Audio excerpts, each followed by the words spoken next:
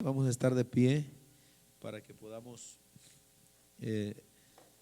si el Señor nos ayuda, hoy ya estamos terminando el libro del el capítulo 18 de este libro. Gloria al nombre del Señor. Y nos estamos acercando al final, como quien dice, del libro. Bendito el nombre de Jesucristo. Bueno, pues vamos a ir, hermano, entonces ahí donde nos quedamos, capítulo 18 del libro del Apocalipsis, y vamos a leer desde el versículo 20 en adelante.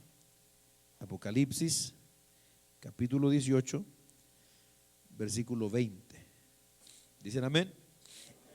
Dice la Biblia, en el nombre del Padre y del Hijo y del Espíritu Santo: alégrate sobre ella, cielo, y vosotros santos, apóstoles y profetas, porque Dios os ha hecho justicia en ella.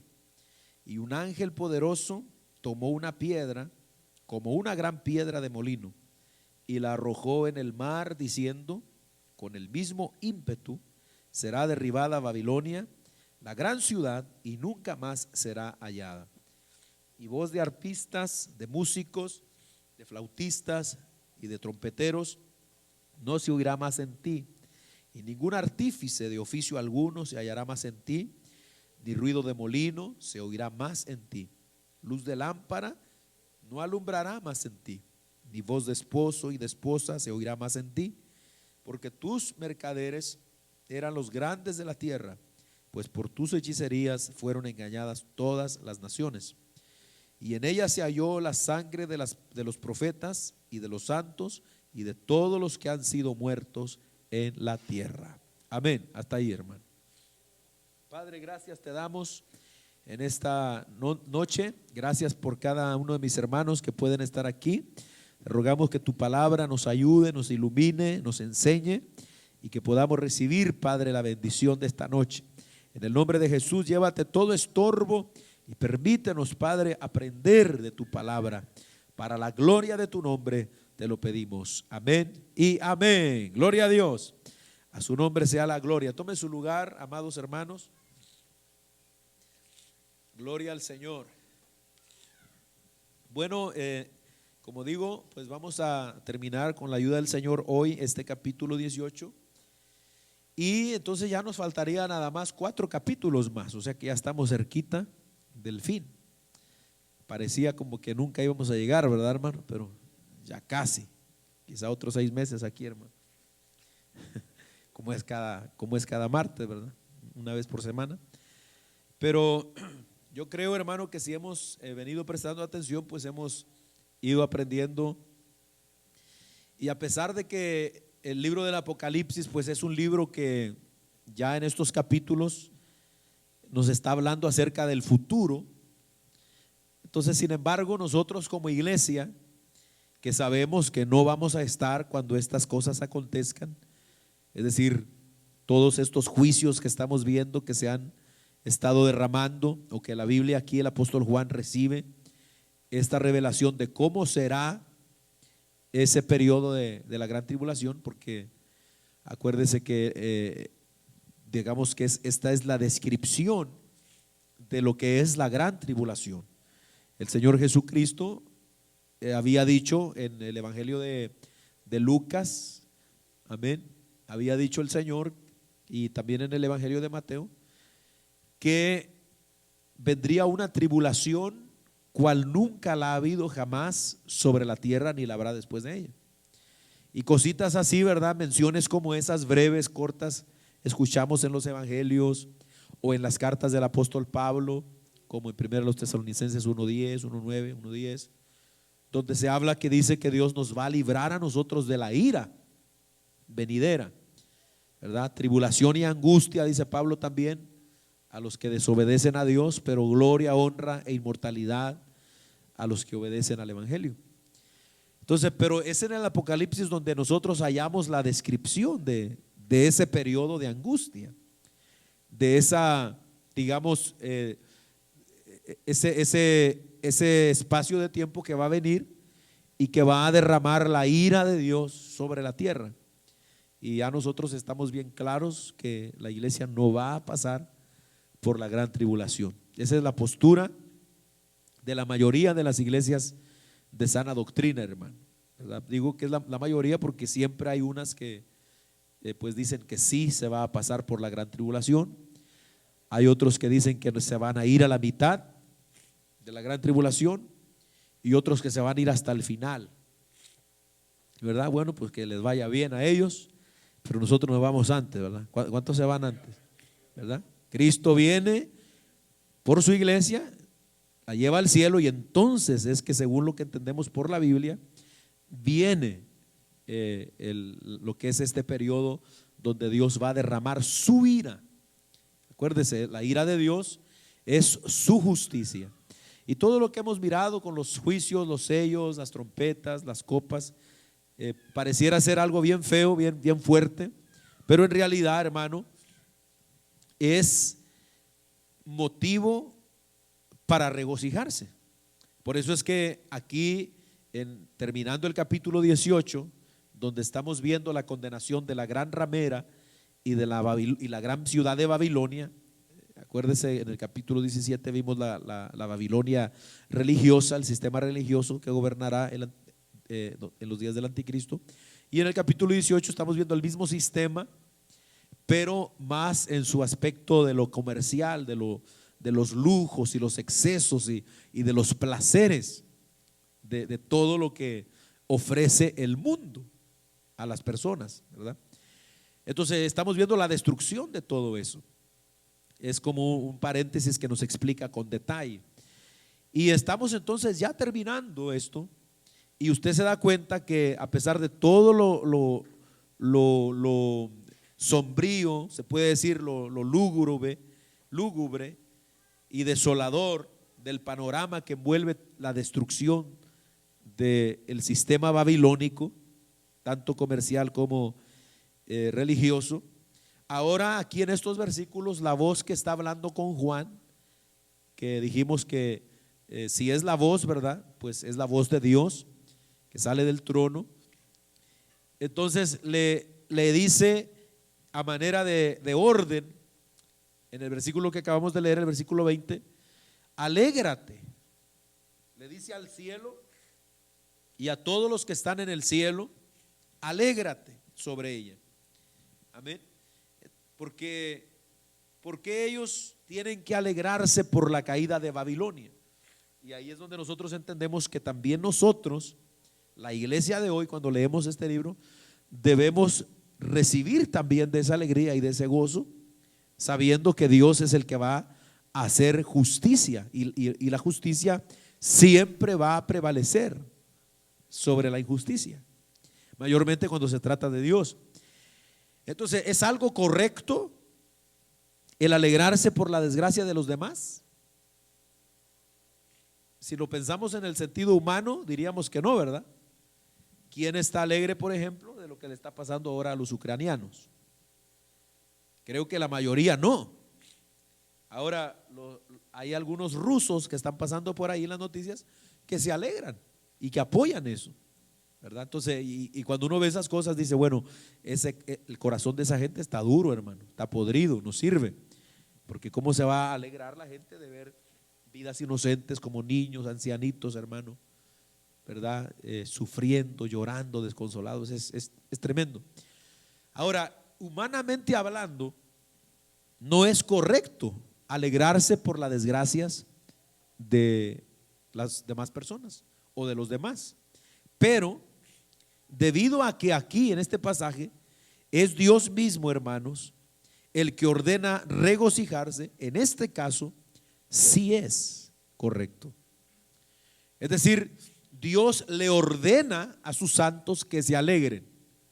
No les dice, si pueden, gócense, si quieren, sonrían, regocíjense. No, les dice, alégrense, gócense, regocíjense. Ahora, pero ¿cuál es el motivo de esto? ¿Verdad que cuando nosotros leemos, por ejemplo, los salmos, hallamos muchos salmos donde encontramos al salmista pidiendo venganza contra sus enemigos? Y a veces se nos hace un poquito difícil de entender eso. Eso se llaman salmos imprecatorios. Señor, destrúyelos. Señor, córtalos. Señor, que no fructifiquen los vientres de sus mujeres. Señor, que aquí, que allá. O sea, es pidiendo venganza. Entonces, en este capítulo del Apocalipsis o en estos pasajes se entiende lo que querían decir aquellos salmistas, porque ellos no están tomando venganza por sí mismos, sino que están pidiéndole al Dios vengador que haga justicia.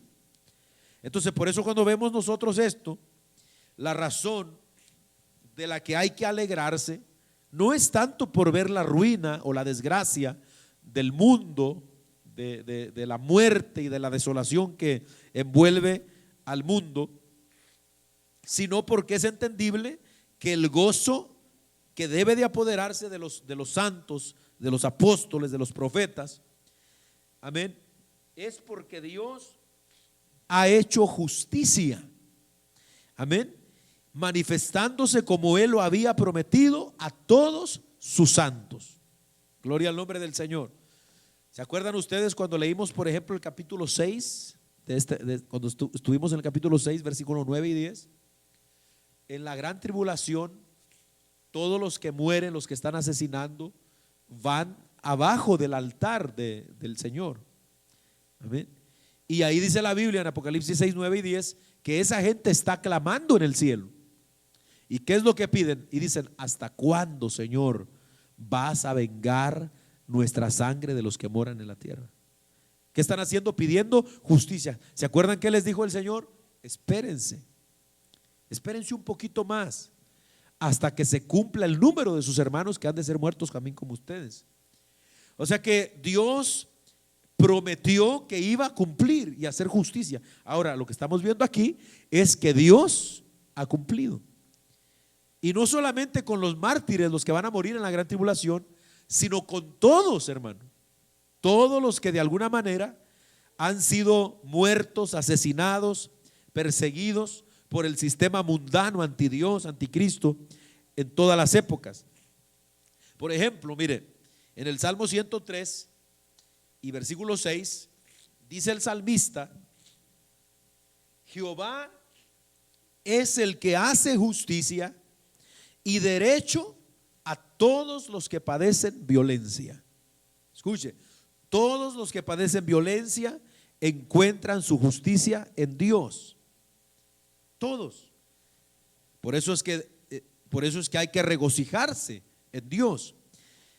En Isaías 61:11 también, hablando un poquito de la justicia de Dios, dice la Biblia, Isaías 61:11: porque como la tierra produce su renuevo y como el huerto hace brotar su semilla, así Jehová el Señor hará brotar justicia y alabanza delante de todas las naciones.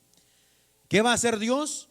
Hará que salgan de los pueblos justicia y alabanza. O sea, hará brotar justicia y alabanza. Él hace justicia y al ver la justicia hecha, entonces hay alegría, hay alabanza. ¿Por qué? Porque Dios ha cumplido, hermano. Por eso que la Biblia a nosotros los cristianos nos manda a no pagar mal a nadie, ¿verdad? Sino que llevemos la causa ¿a quién? A Dios. No pagues, Romanos 12:21, si no me falla la mente, no paguéis a nadie mal, ¿verdad? Sino dice, no seas vencido de lo malo, sino vence con el bien el mal. Y eso significa, amén, lo que dice el Señor: mía es la venganza, yo daré el pago. Alabado sea el nombre del Señor. Entonces entendemos que la alegría o el mandato, escuche, a los santos, apóstoles y profetas, porque aquí estamos hablando de, por ejemplo, los santos, pudiéramos entender que se refiere incluso a toda esa gente del Antiguo Testamento, junto con los santos de la iglesia, pero también menciona a los apóstoles, ¿verdad? Porque aquí ya a esta altura pues ya estaban muertos la mayoría de los apóstoles y fueron asesinados por Roma, que es igual, Babilonia. Los profetas también, no solamente los que van a profetizar, porque va a haber profetas que van a hablar en la gran tribulación, como los dos testigos, sino todos esos profetas de la antigüedad. Amén. Se les manda y se les dice que se regocijen, que se alegren. Ok, entonces después de esto, en el versículo 21 nos señala que un ángel poderoso toma una piedra, y aquí vemos que ahora Dios va, como quien dice, a poner un ejemplo, digamos, gráfico de la manera en que Babilonia caerá, porque enseguida es lo que vemos. Un ángel poderoso realiza esta acción simbólica para dar a conocer cómo será esta estrepitosa caída de Babilonia. Y dice aquí el texto de verso 21 que toma una piedra, que es como la piedra de un gran molino. Y yo estuve mirando, investigando, y esas piedras de las que habla aquí son molino, que son piedras de molino de asno, pesaban, hermanos, aproximadamente 2 toneladas, de 1,5 a 2 toneladas, que sería cuánto, unos 1,500, 2,000 kilos, ¿verdad? En lo que es Hispanoamérica, ¿verdad? Porque creo que aquí la tonelada es diferente allá, a México, ¿verdad? Pero sería más o menos eso, 1,500, 2,000 kilos, una piedra de molino de la que está hablando, esa que con la que pusieron a moler a Sansón, ¿se acuerdan? Una piedra de molino de asno. Entonces Juan ve que toma una piedra como de este tipo y la arroja en el mar, dice el texto aquí. Y entonces el ángel declara inmediatamente que así mismo, dice, será derribada la gran ciudad. O sea, ¿qué quiere decir esto o por qué se le muestra a Juan esto? La idea detrás de este simbolismo es que la caída de Babilonia será con grande violencia. O sea, ella ha sido experta en hacer violencia al pueblo, mayormente a los santos de Dios. Entonces Dios le va a pagar, amén, haciéndola caer así violentamente, así como cuando se deja caer. Imagínense una piedra de 1,200, de 1,500, 2,000 kilos tirada al fondo del mar. ¿Qué sucede con esa piedra? Se va, hermano, hasta el fondo, abajo, ¿verdad? ¿Por qué? Porque es un peso enorme, y aparte es tirada, y dice con gran ímpetu, es decir, con grande fuerza, con grande violencia, así como una piedra pesada, ¿verdad? Que uno ve que se tira en el mar y desaparece de la vista de uno, y uno está consciente de que una piedra así ya no la va a volver a ver más. ¿Se acuerdan cuando, bueno, nosotros no estábamos vivos en ese tiempo, ¿verdad? Pero cuando lee uno la historia del Titanic, cuando el Titanic se hundió, pasaron, no sé si casi 100 años, hermano, o algo así, no más de 100 años, pero pasaron muchos años, más de 50 años me parece, que no podían hallar el barco. Hasta hace algunos años atrás fue que lo localizaron. ¿Por qué no lo localizaron? Porque se fue hasta el fondo, y anduvieron dando vuelta buscando. Entonces la idea aquí es que Babilonia caerá así, desaparecerá de la vista, no será hallada, dice el salmista, perdón, el apóstol Juan aquí, amén, para desaparecer de la vista para siempre. Asimismo sucederá entonces con la gran Babilonia, con todo su glamour que hemos estado mirando y comercio, nunca más será hallada. Y es exactamente el cumplimiento de la profecía que hallamos en Jeremías 51. Vamos a leer allí, vamos a ver si nos ayuda hermano Iván. Jeremías 51, versos 60 al 64. Es exactamente la misma descripción que hallamos aquí. Gloria al nombre del Señor.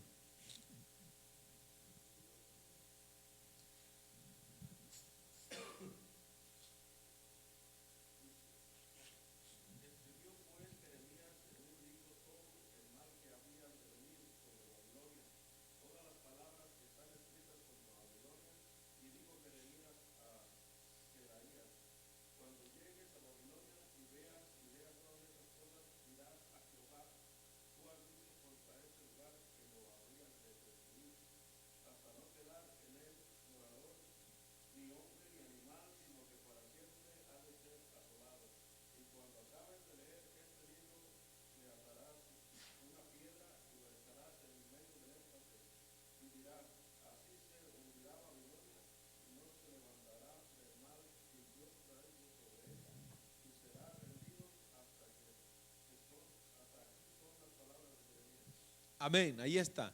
sea, era la descripción que Dios le había dado al profeta.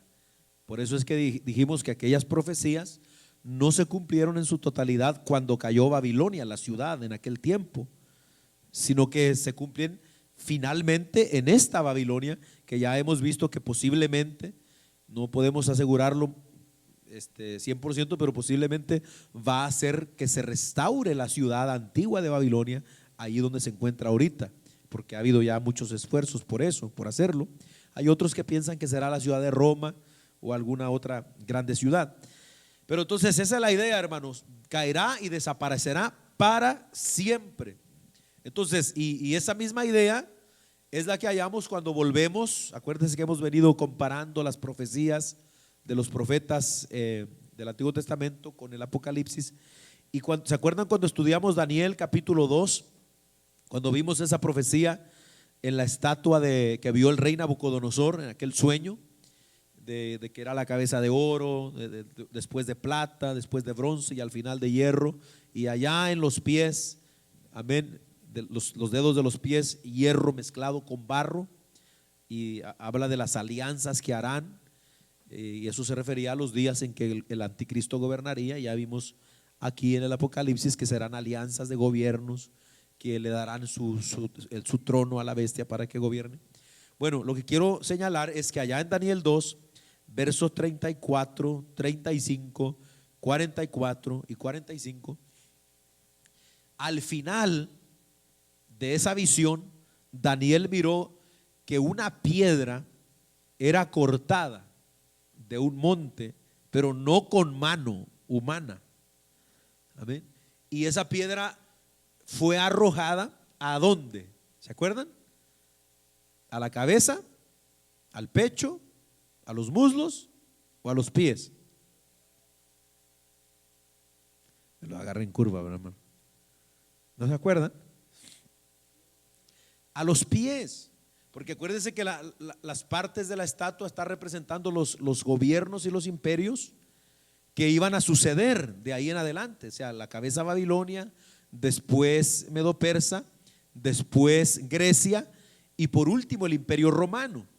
Pero ya en los dedos de los pies era una mezcla, porque era el imperio romano revivido, o esos 10 dedos de los pies eran las 10 naciones que va de ahí donde va a salir el anticristo. Entonces esa piedra golpea a los pies y destruye, lo desmenuza y todo se viene abajo. Entonces esa piedra, después dice la cita que le di de Daniel, que se convierte en un grande monte que llena toda la tierra. Esa piedra es Cristo. Esa piedra no cortada con mano de hombre, es Cristo Jesús.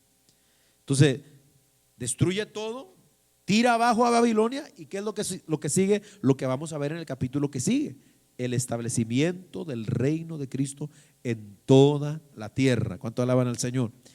Entonces, por eso es que el último imperio va a caer. O sea, Babilonia va a caer, así como se deshizo totalmente cuando esa piedra golpeó allá. Ahora, ahí a lo mejor no tiene mucho que ver, ¿verdad? Pero en Lucas 17:2 se usa el mismo principio de la piedra de molino para tirar a alguien en el mar, ¿verdad? Cuando, por ejemplo, el principio se aplica a todos los que hacen tropezar a otros para apartarlos de Dios. ¿Se acuerdan? Al que haga tropezar a uno de mis pequeñitos, dice Dios, es mejor que se le ate una piedra de molino, de estas mismas de las que está hablando aquí, en el cuello y se tire al fondo del mar. Entonces, en ese sentido, ¿verdad? El Señor está hablando ahí de los tropiezos que se ponen delante de sus siervos, de sus hijos. Y puede ser que tenga algo que ver, porque al final de cuentas, eso es precisamente lo que ha hecho Babilonia, ¿verdad? A lo mejor no directamente, pero al darle todo esto a la gente, la falsa religión, la falsa seguridad, la falsa riqueza, el falso sostén y todo eso, ese falso placer y gozo, ¿qué es lo que hace? Todo eso, sino alejar a la gente de Dios. Y eso viene a ser un tropiezo, hermano, para servirle a Dios. O sea, hay gentes que aman tanto los placeres que ese es su impedimento para venir a Cristo.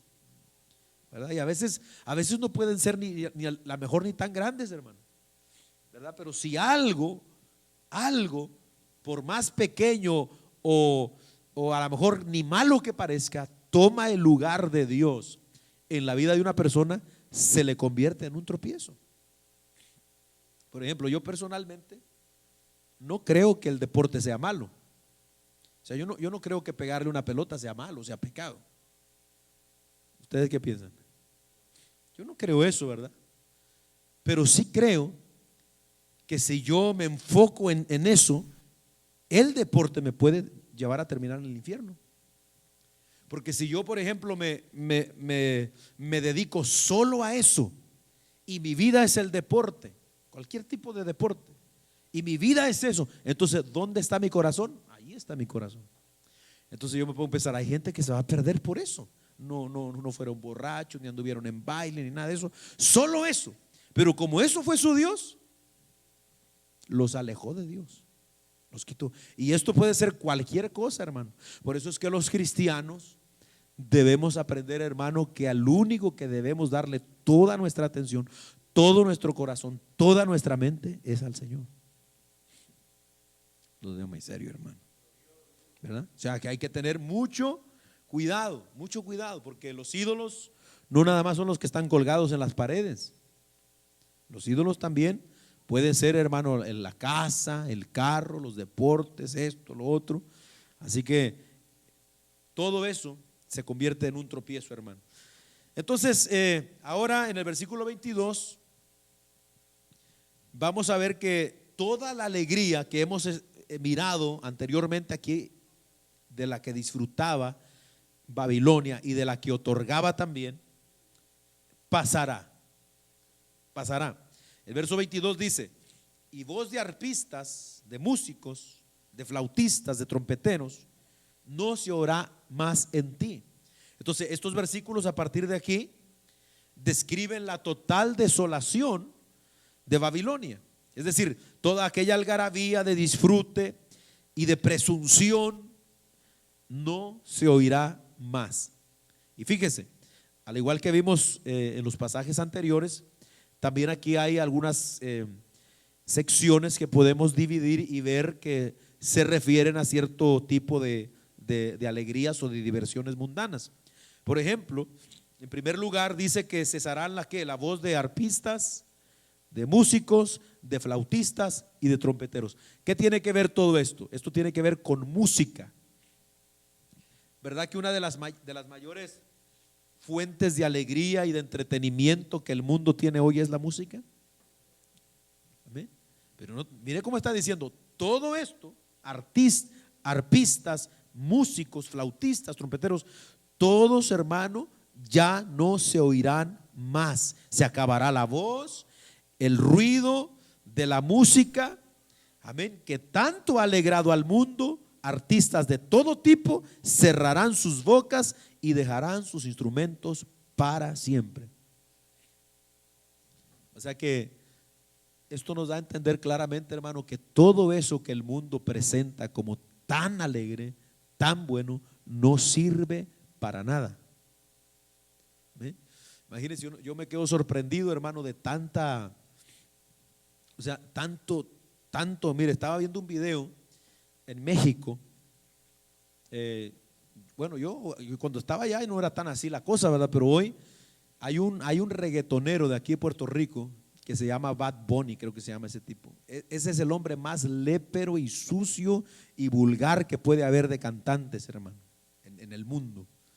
Bueno, fue a México o va a ir a México, no sé cómo esté la cosa, pero la gente, hermano, haciendo filas 2 días antes solo para comprar el boleto, no para la fecha del concierto. El concierto faltan meses todavía, pero a la venta del boleto 2 días, larguísima fila. Y hay una jovencita ahí como unos 13, 14 años, hermano, llorando, hermano, pero a moco suelto la niña, llorando. Pero usted viera cómo llora esa muchacha, como que se murió su mamá. ¿Y qué pasa, hija? ¿Qué le sucede? No, es que me dijeron que ya no hay boletos. Y es que yo tengo aquí 2 días y me dijeron que ya no hay. Y lloraba, hermano, y un llanto, como que alguien se había muerto, pues. Por ir a ver un tipo que lo único que va a hacer es a degradarla a ella como mujer. Entonces yo digo, la gente está mal de la cabeza, hermano. Está mal. Pero todo eso es lo que vende y es lo que alegra y es lo que pone a la gente a saltar y todo. Así que Bad Bunny, Daddy Yankee, Los Temerarios, Don Vicente, bueno, ese ya se fue, ¿verdad? Todos, esa gente, artistas que uno, por ver, hermano, que son gentes que están acá y que alegran y que hacen saltar y vibrar a la gente, se van a cerrar la boca porque van a ser destruidos junto con Babilonia, si no se arrepienten. Gloria a Dios por los que van saliendo ya, ¿verdad, hermano? Porque poco a poco hay algunos que van agarrando. Yo no sé si usted se ha dado cuenta, pero la mayoría de esos reggaetoneros famosísimos que hay, la mayoría de ellos han sido cristianos. Ese que se convirtió hace poquito, que inventado Farruko, que a saber si sea cierto, ¿verdad? Desde niño lo llevaban a la iglesia. El Daddy Yankee, Don Omar, esos reggaetoneros, ese hasta pastor ha sido, hermano. Y ahí están. A su nombre desaparecerán. ¿Qué más? Dice, todo artífice de oficio no se oirá más. ¿De qué se refiere esto? Bueno, la palabra artífice significa arquitecto, ¿verdad? Es lo que está hablando en el original.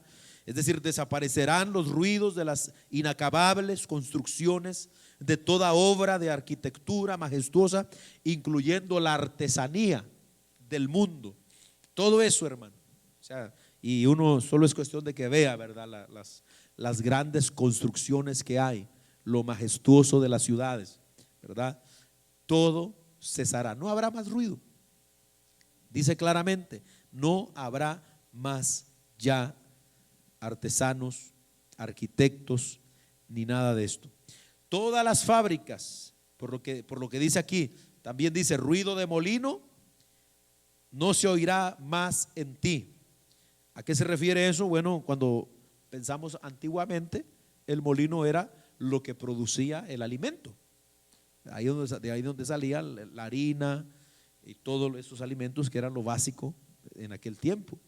Entonces, ¿a qué nos da a entender? Aquí se está refiriendo seguramente a todo lo que es estas fábricas de procesamientos de alimentos que abastecen, hermano, al mundo entero para que puedan no solo comer y satisfacer su necesidad, sino disfrutar de toda clase de manjares. Según datos, estadísticas más o menos, al año en todo el mundo se producen aproximadamente como 3.700 millones de toneladas de comida.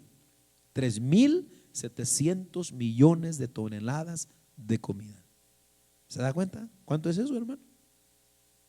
Eso es un montón. ¿Y por qué digo que es un montón? Bueno, porque a esas mismas cifras hay que ver que de eso, como el 25%, 931 millones de toneladas, se desperdician también. Amén. Y dicen la ONU que si pudiera rescatarse, aunque sea de ese desperdicio, de esos 931 millones, un 25% podría solventarse la hambruna en muchas partes de la tierra. Amén. Entonces imagínese usted cómo Dios no va a hacer juicio contra todo esto cuando Babilonia se ha dedicado a deleitarse y a preocuparse por sí mismo. Todo se vendrá abajo, hermano. Todos los alimentos, las fábricas ya no van a producir más. ¿Y a quién le van a dar de comer?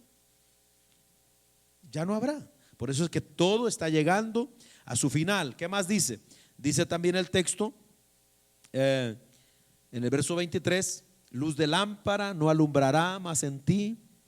Escuche, aquí podemos mirar que las luces, si usted analiza bien, siempre están asociadas con la diversión, ¿sí o no? Las luces siempre están asociadas con la diversión. Luces de discotecas, luces de Navidad, luces de los casinos, de los prostíbulos, de los juegos artificiales, ¿verdad? O sea, todo eso, ¿qué es? Está asociado con diversión. Usted pasa por las grandes ciudades y ¿cómo se da cuenta que allá hay un casino? ¿Ah? Las luces, todo el lucerío que hay allí, porque quieren llamar la atención. Mira, aquí hay diversión, ven, ven. Y eso, las luces. Cuando la gente está feliz por celebrar las fiestas patrias o los días festivos, ¿qué es a lo que recurren? Los fireworks, los juegos artificiales, ¿verdad? Y ahí está el cielo iluminado y la gente feliz y contenta y regocijándose, desde los más grandes hasta los más pobres. Porque se acuerda también allá en el rancho hacía eso uno. ¿Se acuerdan? Nosotros íbamos allá, hermano, a la plaza ahí, quemaban el castillo, allá andaba uno, hermano, admirado de todo aquello. Era una vez al año.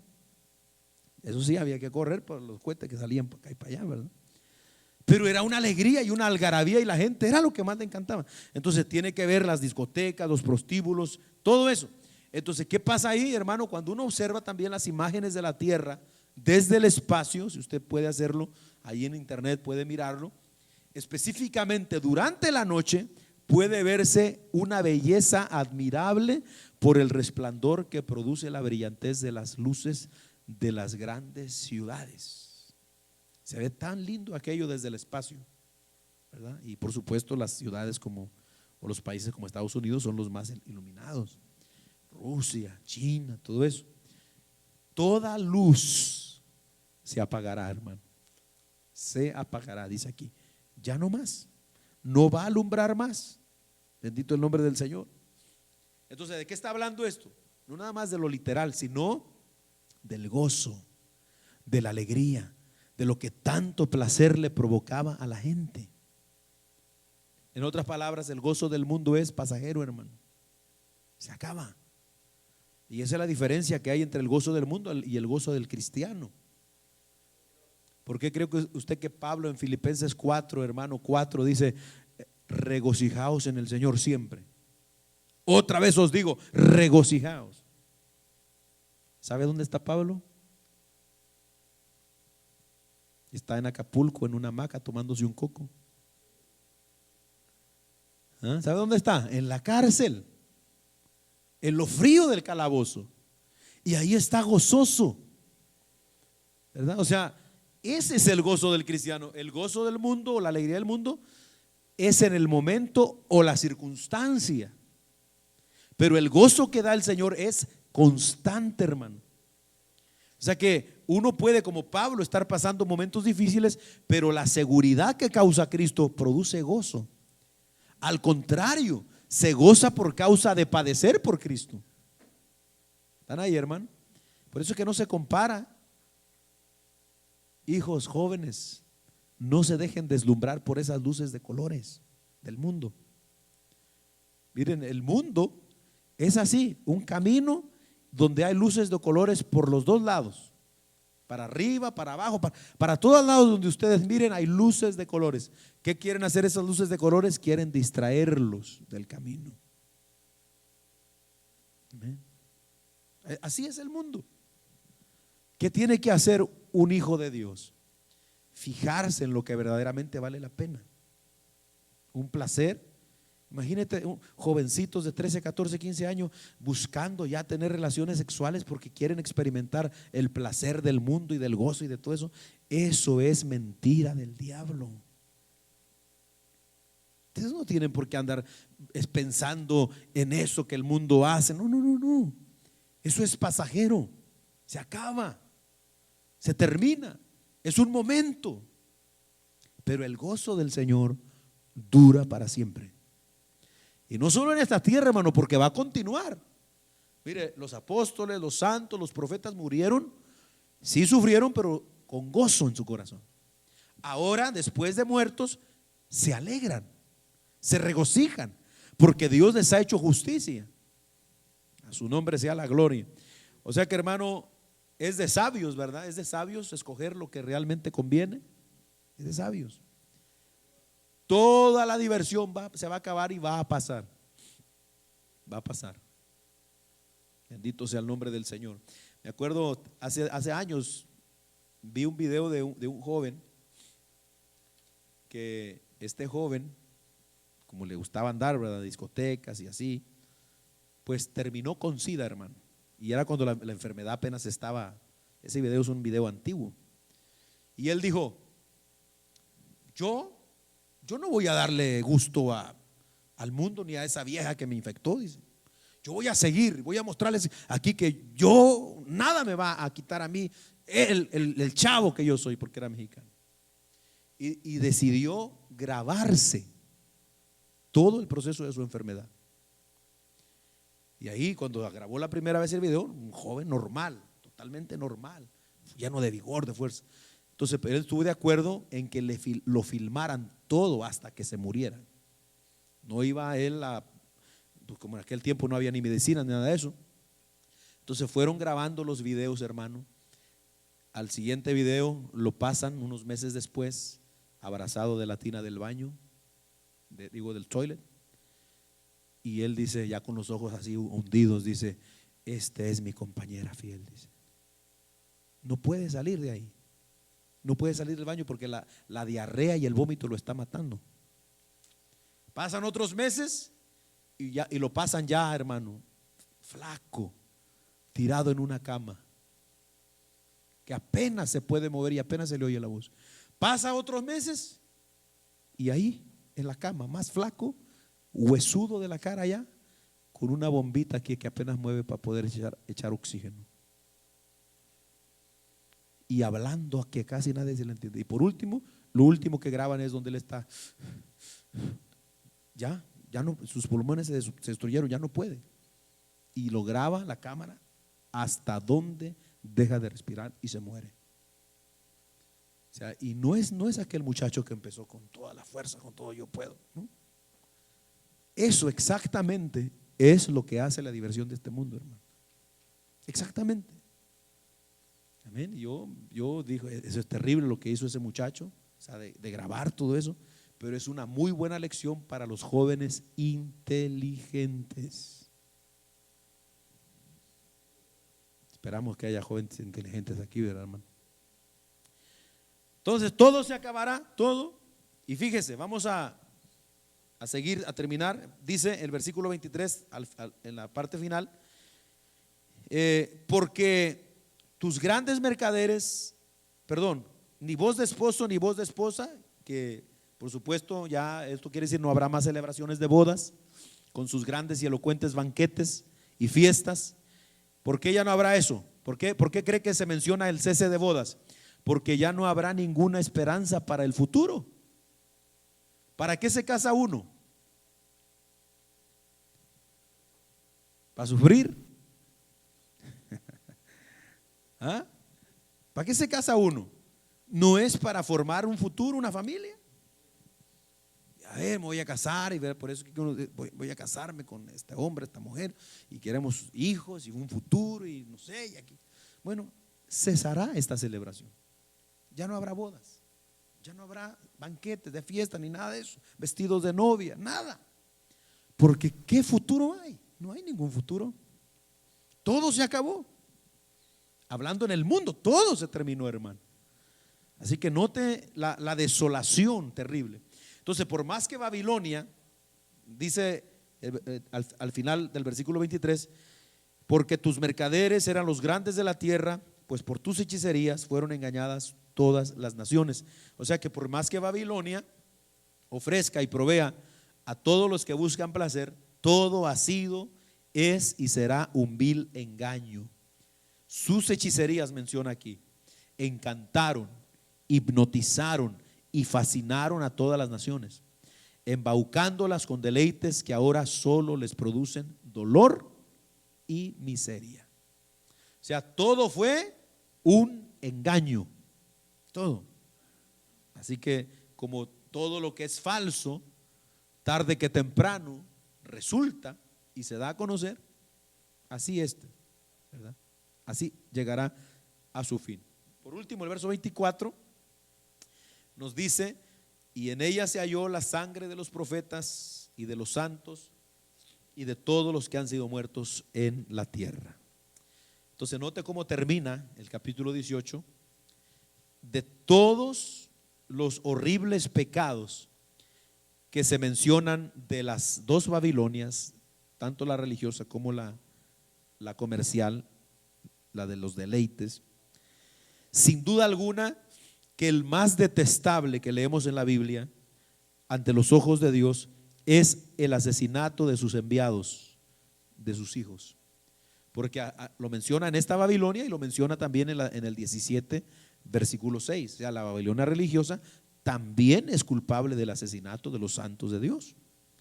Entonces la conclusión de este pasaje, que describe la condenación de Babilonia, termina señalando una vez más que en ella se halló la sangre derramada de todos los profetas y santos de Dios. Y fíjese, cuando se trata de defender a sus santos, Dios dice en el Salmo 105, versículos 14 y 15, yo se lo parafraseo, usted lo puede buscar, 105, 14 y 15 de los Salmos. Cuando se trata de defender a sus santos, a sus siervos, Dios dice que no consiente el agravio hacia ellos y que castigará a quien lo haga.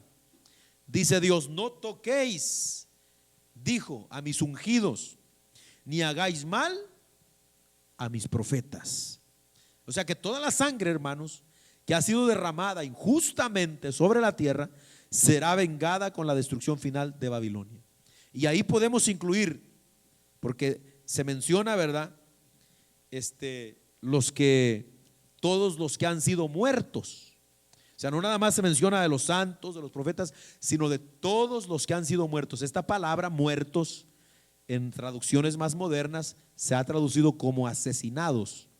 Todos los que han sido asesinados, porque muertos es una palabra más general, ¿verdad? Si usted habla de muertos por cualquier causa, hay muertos que se mueren de gente que se muere de muerte natural, pero hay otros que se mueren asesinados. Entonces la palabra aquí es los que han sido asesinados, no por ejemplo los que matan, digamos, en la cárcel porque violaron la ley. Eso no es un asesinato, eso es justicia, o sea, es muerte, pero no es un asesinato. Entonces todos los asesinatos son pecado. Y esto es algo que Dios va a demandar desde la sangre del primer justo inocente. ¿Se acuerdan quién fue? Abel. Hasta el último justo o sangre inocente que sea derramada, como estos que están siendo asesinados, estos niñitos de 4 o 5 años, estos ancianitos allí, hermano. Dios le va a demandar la sangre a Vladimir Putin de esa gente. Dios se la va a demandar, porque hay gente inocente ahí, hermano, que está muriendo. Entonces, desde la sangre de Abel, como dice Lucas 11, 49 al 51, hasta la última. Entonces, quizá la mención aquí de los que han sido muertos es una referencia, hermano, a todo el sistema de corrupción de Babilonia, porque el sistema de Babilonia vimos que era de corrupción, de codicia, y usted sabe que la corrupción y la codicia siempre acarrean el mal entre los mismos hombres para que se asesinen unos a otros. Y la razón por la que Dios hace este juicio es porque si hay algo que Dios ve en esto, es el desprecio hacia la imagen de Dios que está en el hombre. ¿Por qué Dios condena esto fuertemente? Porque el hombre no es un perro, no es un gato, no es un animal, es un ser humano hecho a la imagen y semejanza de Dios. O sea, la imagen de Dios está en el hombre. Por eso es que Dios condena el homicidio, el asesinato. Sea el nombre del Señor glorificado. Amén. Y por esa razón, hermano, es que se está hablando de esta manera. Vamos a leer lo que dice Proverbios 1, 18 y 19. Y ya estamos terminando. Solo un versículo más vamos a leer. Este y otro más. Y terminamos. Proverbios 1, 18 y 19. ¿Estamos ahí? Dice la Biblia: pero ellos, hablando de los malos, a su propia sangre ponen acechanzas y a sus almas tienden lazo. Tales son las sendas de todo el que es dado a la codicia, la cual quita la vida de sus poseedores. Es decir, el sistema de Babilonia es un sistema de corrupción, de codicia, de adquisición de bienes a costa de lo que sea. Es lo que está diciendo el proverbista aquí. La gente, amén, que entra en todo esto quita la vida a las personas inocentes y la de ellos mismos también. Así que, hermanos, todo esto, leyendo el libro de Nahum, capítulo 1, versículo 2, el profeta Nahum dice lo siguiente, para que entendamos por qué Jehová hace este juicio contra Babilonia. Dice ahí, Nahum, capítulo 1, versículo 2: Jehová es Dios celoso y vengador. Escuche, Jehová es vengador y lleno de indignación. Se venga de sus adversarios y guarda enojo para sus enemigos. Esto que estamos estudiando en el Apocalipsis, amados hermanos, es el día de la venganza del Dios Todopoderoso. Así que ahí le vamos a dejar, hermano. Ahí termina la condenación de las dos Babilonias, la religiosa y la comercial. Y si Dios nos ayuda, pues el próximo martes vamos a comenzar el capítulo 19 en un panorama totalmente diferente. Gloria a Dios. A su nombre. Vamos a estar sobre nuestros pies, hermanos. Si no hay ningún comentario, ¿verdad? O alguna pregunta, vamos a ponernos de pie. Vamos a orar. Padre, te damos gracias en esta preciosa noche. Esta es tu palabra, Señor amado, que hemos